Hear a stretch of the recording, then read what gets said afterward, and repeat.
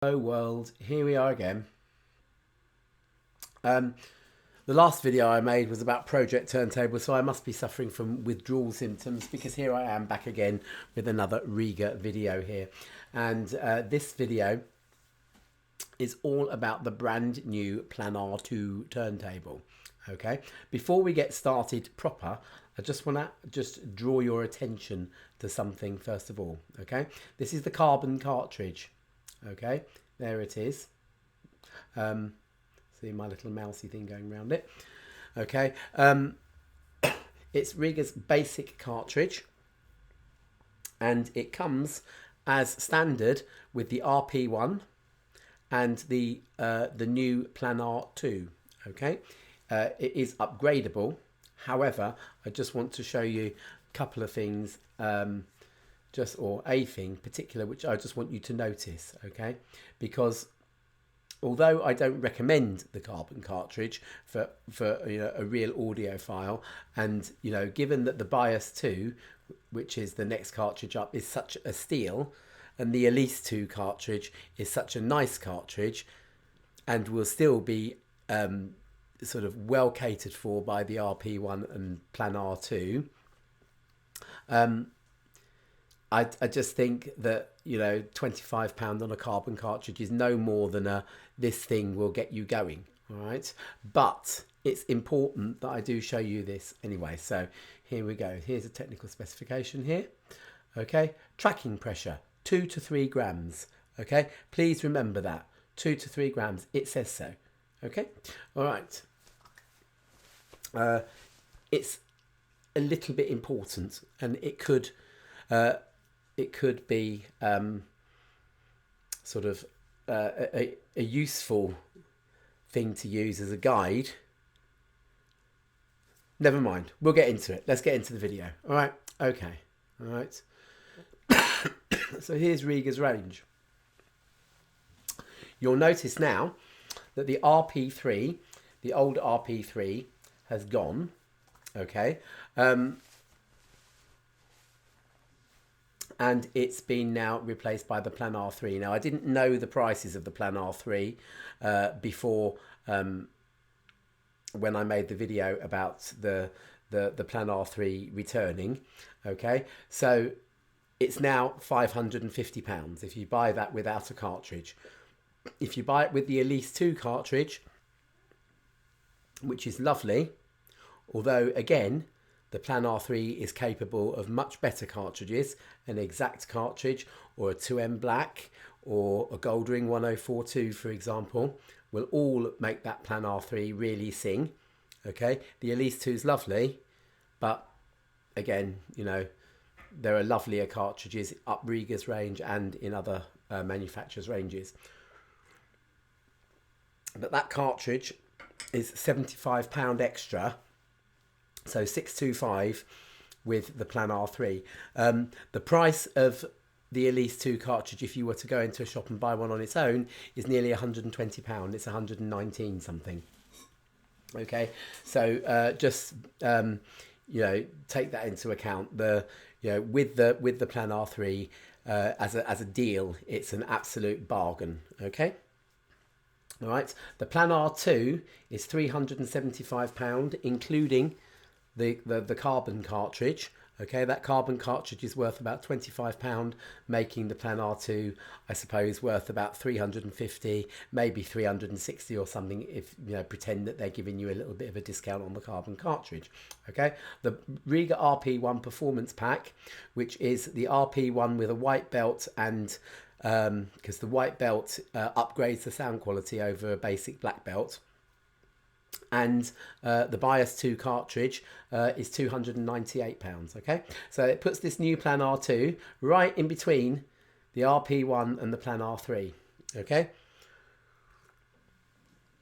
I don't know whether it's Rega's intention to phase out the RP1 and the Performance Pack. The same Performance Pack is available and will fit the Planar 2, and it's well worth having. Okay. All right, so let's just have a quick looky and see what makes the Planar 2 a better turntable than the RP1 and not quite as good a turntable as the Planar 3. Okay, given that the Planar 2 with a cartridge is roughly half price from the Planar 3 with a cartridge. Okay, or with a, you know, a basic cartridge for it. Okay, so a little look at the Planar 2. Here it cometh. Let's go to the gallery. Let's have a look at some lovely pictures. Okay, this one's a goodie. All right. So basically, as you can see, it's a plinth with a sub platter, which you can see this black sort of wheelie thing here. Okay, that is coupled to a gear change here via a belt. Okay, there is no automatic speed change on the P2. Okay, you have to lift the platter off and you have to flick that belt to a different setting on the on the gear change thing. All right, it's no biggie to do. I did it for absolutely yonks and yonks and yonks with my old P3 from about 2004 and my old P5, which I got in about 2008, but was also sort of in the noughties kind of thing. I did it all the time. Okay,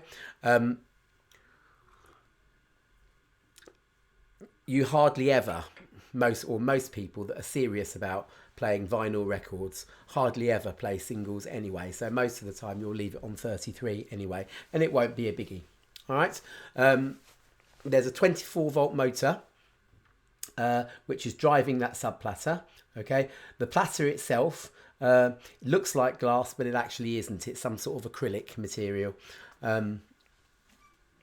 which it's perhaps not. It's not quite as good as glass. Okay, when you see how from the RP3 upwards, or the new Planar 3 upwards, they start with a glass platter and then gradually upgrade that platter.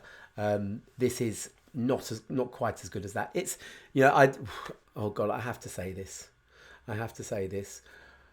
RP1 Performance Pack, Planar 2. They're brilliant turntables. I may have reservations, criticisms, sort of quizzical questions about certain aspects of it, but at the end of the day, they are brilliant turntables. All right, they will make your vinyl sound as good as it possibly can for the relatively small outlay that you are putting out for a turntable. Hi-fi turntables go into the thousands and tens of thousands of pounds. Okay, if I was telling you to buy an SME turntable made in Britain, Stenning, England, down the road from me, then I would be telling you to spend probably £15,000 minimum just on the turntable itself. Never mind a tone arm, never mind a cartridge.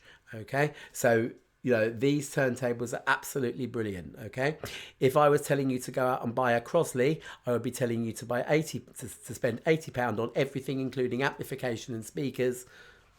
Very feeble amplification, very feeble speakers, and it would be absolute rubbish.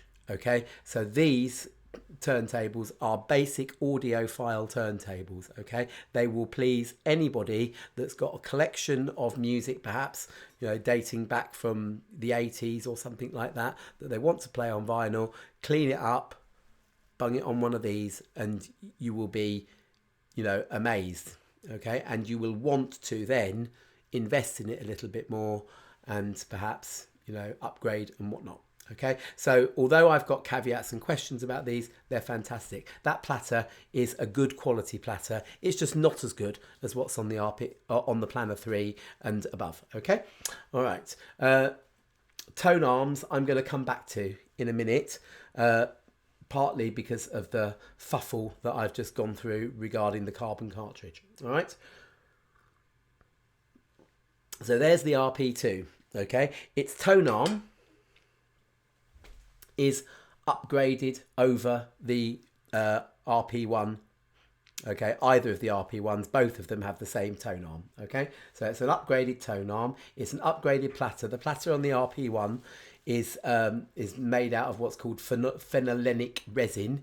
Okay, and the the P2's acrylic platter is seen by Rega as an upgrade. Okay, it has a 24-volt motor in it. It's a captive motor. It's better than the one in the RP1. All right, let's come out of here. Let's go back to this jobby here. And let's go to the Planar 3 just very quickly to see why the Planar 2 isn't as good as the Planar 3, why they're asking more money for it. Let's go to the gallery again. Let's have a wee scooty look at this one. This one looks like a good one. Okay, all right. So here the platter is glass, and you can clearly see that that's a heavy, I think it's 12mm, something like that, maybe a bit more, can't remember, look it up. You can see that the tone arm has this brace across here, which makes a lightweight way to reinforce what turntable manufacturers consider to be the crucial part of the sort of turntable structure. Okay, it needs to be reinforced. It needs to not resonate. Okay, whereas a manufacturer like Project might sort of make the plinth a bit heavier. Okay, Rega have just reinforced it so that you don't get vibrations coming from the motor and the sub platter going to the bearing in the tone arm, which can rattle and kind of distort the music. Okay, so that is a considerable upgrade. Okay, just this sort of metallic bit here. Okay, and the way that they've made that for the Planar 3, the manufacturing process and the materials and whatnot is supposedly better than the RP3. Okay, which is the model that this one is replacing. All right, it still looks like a similar sort of sub platter and speed change assembly. Okay. The difference is, okay, I think the motor is upgraded. The basic motor is upgraded, I think, from the Planar 2. Okay. However, it's you can upgrade it further. Okay. As this stands, you have to still flick the belt to change the speed. You can get what's called the TTPSU, which is an add-on box, which plugs into the back of the turntable. And that provides buttons for you to change the speed. Okay, it also contains a much better servo speed control. And what happens when you plug that in, I did this with my P5. I'd had the P5 for several years, possibly 4 or 5 years before I got this TTPSU, and I really wish I got it earlier, because essentially what it does is it lowers the noise floor completely, opens out the stereo and makes everything just that bit more solid, bit more believable. And the speed, you don't sort of think that you're listening to inaccurate speed on any of these turntables until you hear something that really sort of brings it into line.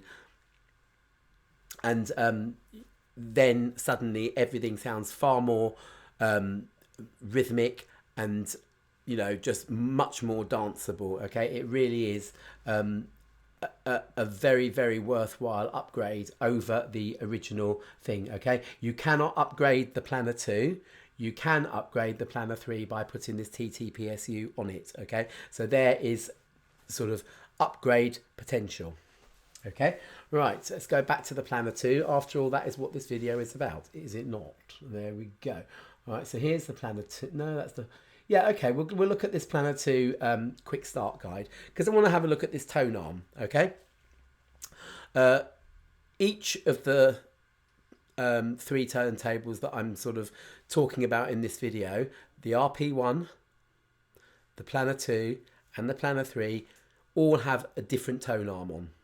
Okay, the RP1 has an RB101, the Planar 2 has an RB220 on it, and the Planar 3 has an RB something or other on it. I think it's 330. I think that's what they call it. Okay, Right. Now here is where my issues starts to happen. Okay. They're not necessarily really issues. These will do the job at their respective price points for your records. Okay. So don't be put off by what I'm about to say, but it's still puzzling nonetheless. Okay. Remember, I showed you that the carbon, according to Rega's specifications, has a tracking force of between 2 and 3 grams. And in fact, when Noel Keywood from Hi-Fi World reviewed the Queen turntable, which was brought out to celebrate the fact that they brought out these coloured vinyl Queen albums, they made an RP1. It's basically an RP1. It's a tiny bit better. It's slightly different. And decorated it with Queen logos and everything else like that. Noel Keywood tested that turntable with a carbon cartridge, which was its basic spec, essentially, because it was an RP1. And he set it to 2.2 grams, which he said was an optimal setting for the carbon cartridge. Okay.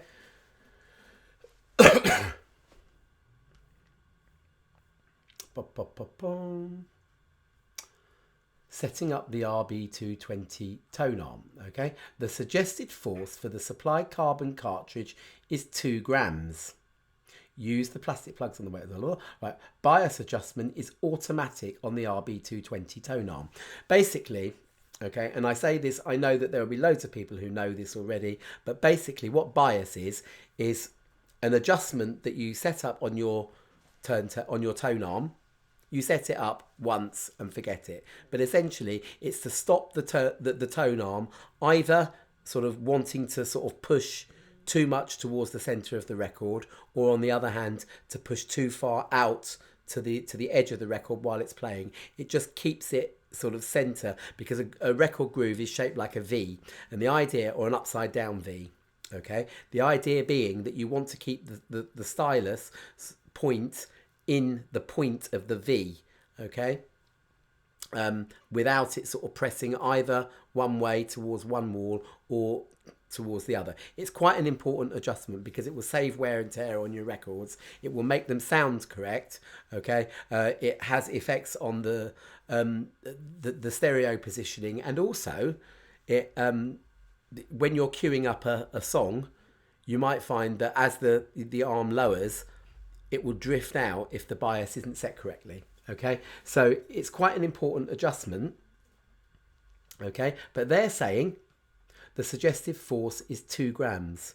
Okay, so basically what you do on this RB220 tonearm, the setup is quite traditional. Okay, when you set up a tonearm, this counterweight on the back is screwed on. Okay, when that's screwed on and the tonearm is floating level, okay, when the cueing lever is in the down position to play a record, and when the bias, you'd normally have a bias setting, when that's set to 0, okay, what you do is that counterweight is moved along the stub until it floats. Okay, and then once you've got it floating, that is 0 grams, and from there you dial in the 2 gram weight that they're saying that this needs. Okay, now so far that's all right. Okay, 2 grams. The carbon cartridge is set for or is optimally tracks at anywhere between 2 and 3 grams.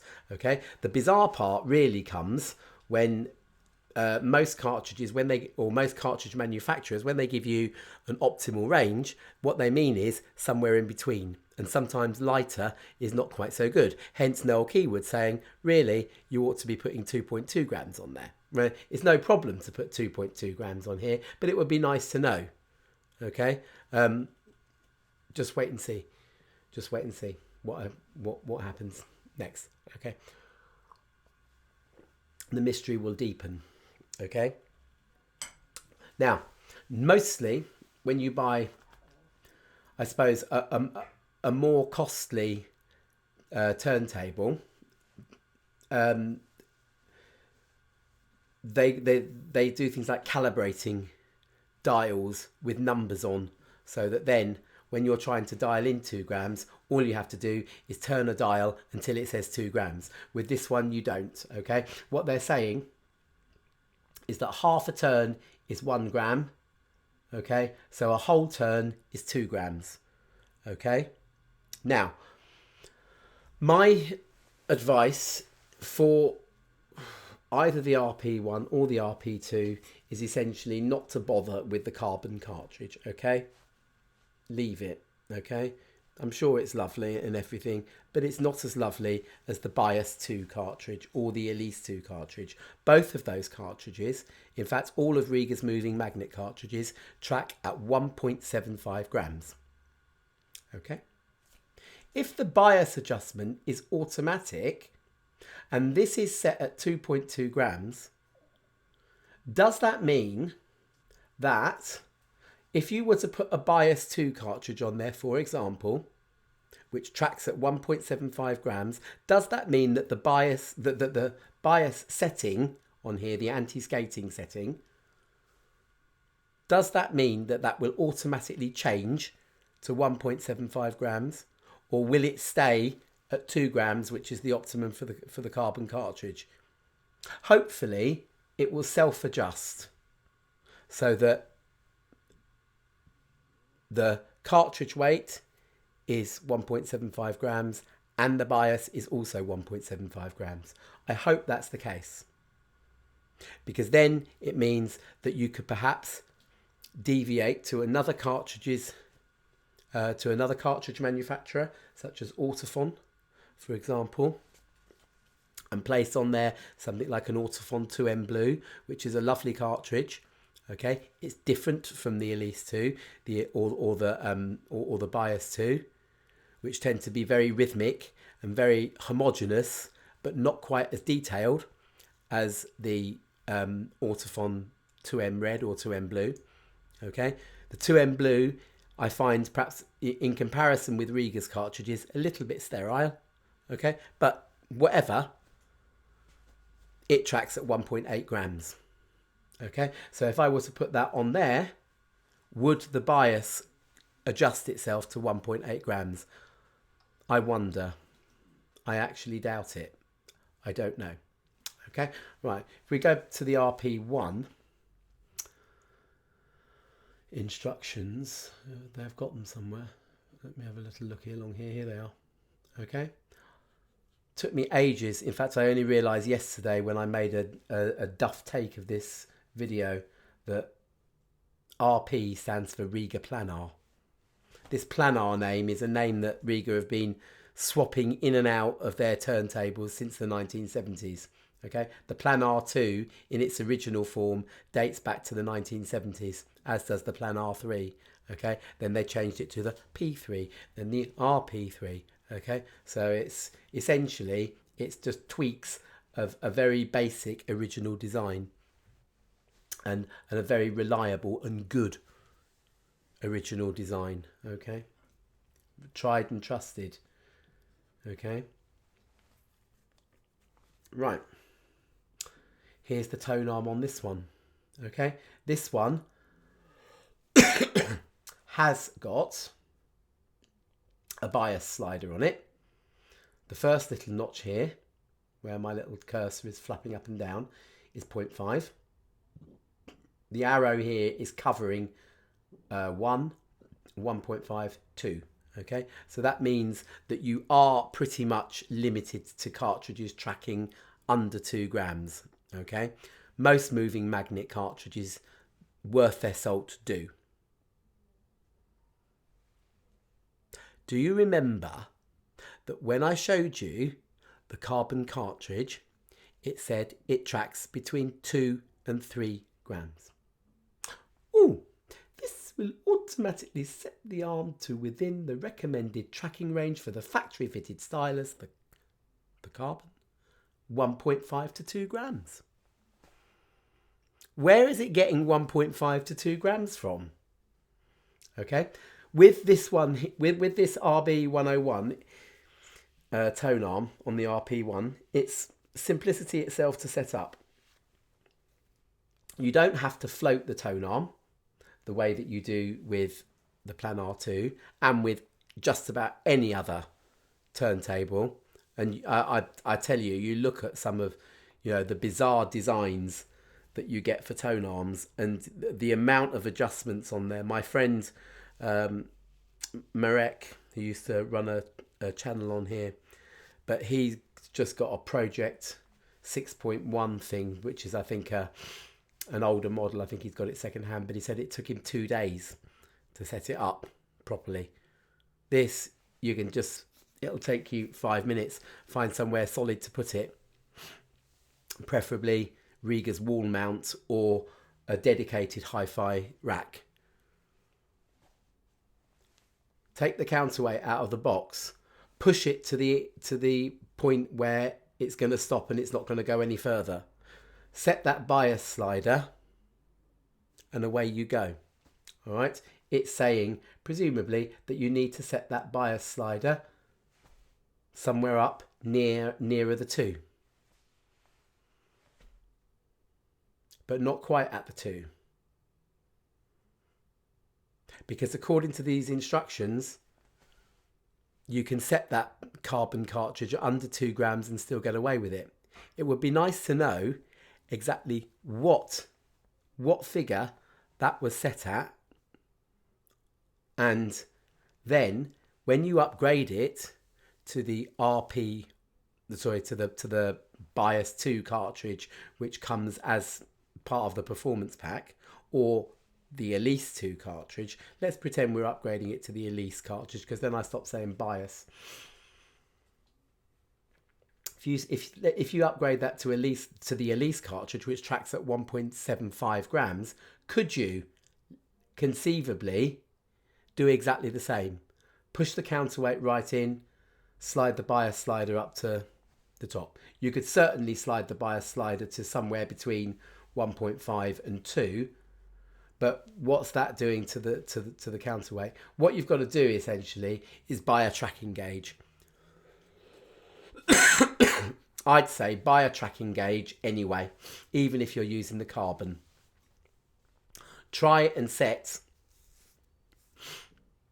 the carbon for at least 2 grams. Okay, because the Planar 2 with the carbon cartridge says 2 grams. The packet says 2 to 3 grams. Where they're getting this 1.5 from, I don't know.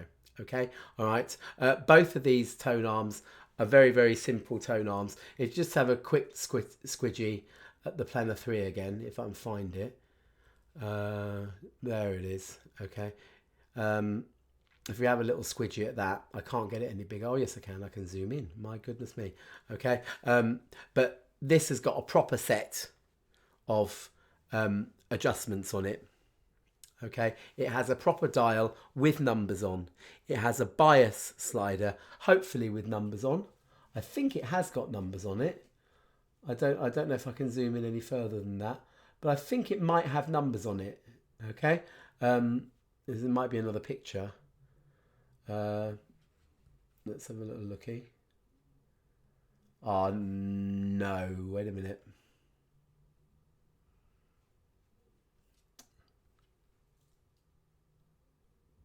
You still can't tell whether it's got numbers on it. Okay, but this counterweight, slide it on till it floats. This dial here has numbers on it. Turn it to the number you want for your cartridge. Set the bias slider. It works, okay? It's easy, okay? And in fact, it was me who wrote to Rega and said, when I bought my RP8, the numbers were black on black, and I had to get a torch out and then set the whole thing up one-handed, and found myself in a bad mood setting it up.